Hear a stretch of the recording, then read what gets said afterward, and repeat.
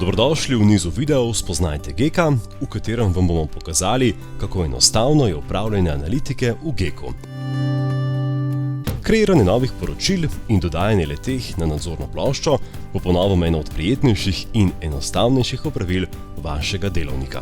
Bil želi v Geku pripraviti poročilo, pregled zaposlenih po spolu in ga dodati v nadzorno ploščo. Nič lažjega. Naj vam pokažemo, kako enostavno je. Bil izbere zavihek poročila, klikne na gumb Dodaj poročilo ter izbere Osnovni podatki zaposlenih, kjer so med drugim shranjeni tudi podatki o spolu. Nato nastavi filter na vse aktivne zaposlene in doda razvrščanje, v tem primeru po spolu, saj želimo izvedeti, kakšno je razmerje v podjetju.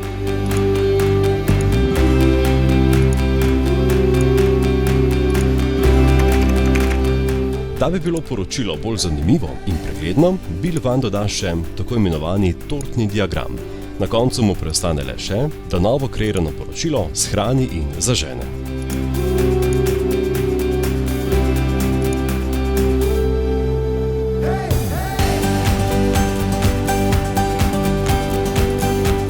Zdaj pa si pogledajmo še nekatere druge funkcionalnosti, ki jih ponuja HR Analitika v Geku.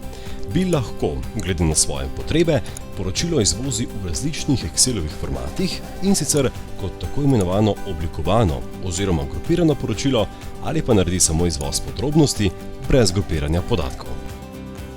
Poleg tega se lahko tudi naroči na posamezno poročilo, določi frekvenco prejemanja, na primer dnevno, tedensko, mesečno, izbere dan in uro, ko želi poročilo prejeti, ter določi, v kakšni obliki ga želi prejeti, na primer kot priponko. Doda lahko tudi druge zaposlene, za katere želi, da bi določeno poročilo avtomatično prejeli takrat, kot je predhodno definirano. To pa še ni vse. Bi lahko poročilo doda tudi v svojo nadzorno ploščo. V urejevalniku enostavno izbere Dodaj komponento in poročilo, ki ga je pravkar kreiral.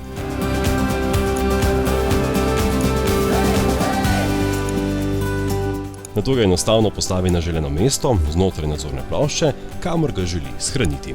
Nazadnje le še shrani spremembe in tada, vse je urejeno. Dobrodošli v Geku HR Analitiki.